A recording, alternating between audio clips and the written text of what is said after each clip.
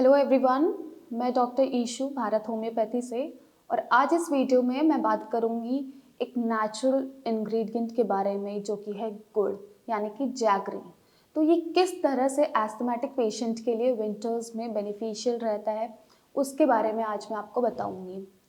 Since winters में होता क्या है कि कोल्ड वेदर कंडीशन, पोल्यूशन की वजह से जो एस्थमेटिक पेशेंट हैं उनके लिए सिचुएशन और ज़्यादा चैलेंजिंग हो जाती है, उनके ट्रबल्स और ज़्यादा बढ़ जाते हैं।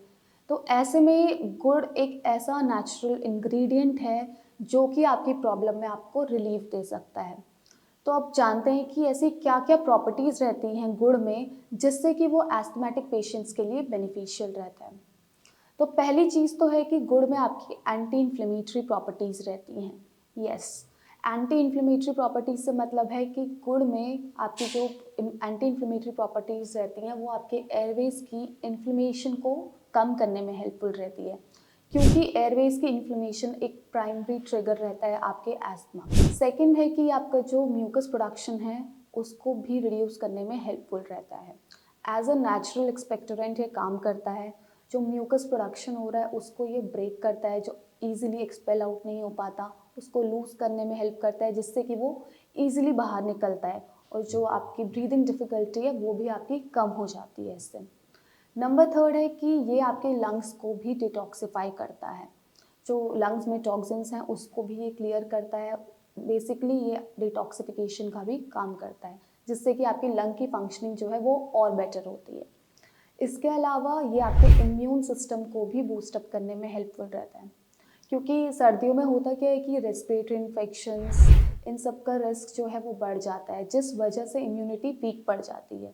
तो ऐसे में गुड़ एक ऐसा नेचुरल इंग्रेडिएंट है क्योंकि इसमें आपका पोटेशियम और मैग्नीशियम रहता है जो कि आपके इम्यून सिस्टम को स्ट्रेंथन अप करने में हेल्पफुल रहता है। तो इस चीज़ के लिए भी ये बहुत बेनिफिशियल है।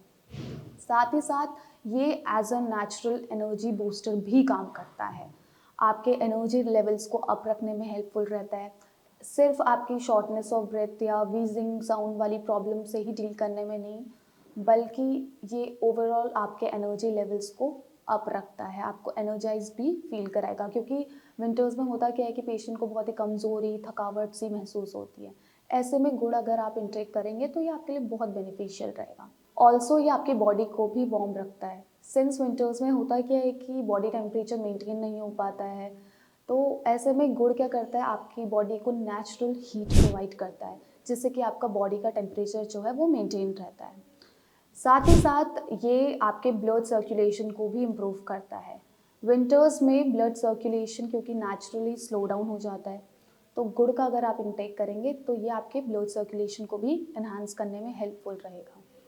तो ये थी गुड़ की प्रॉपर्टीज़।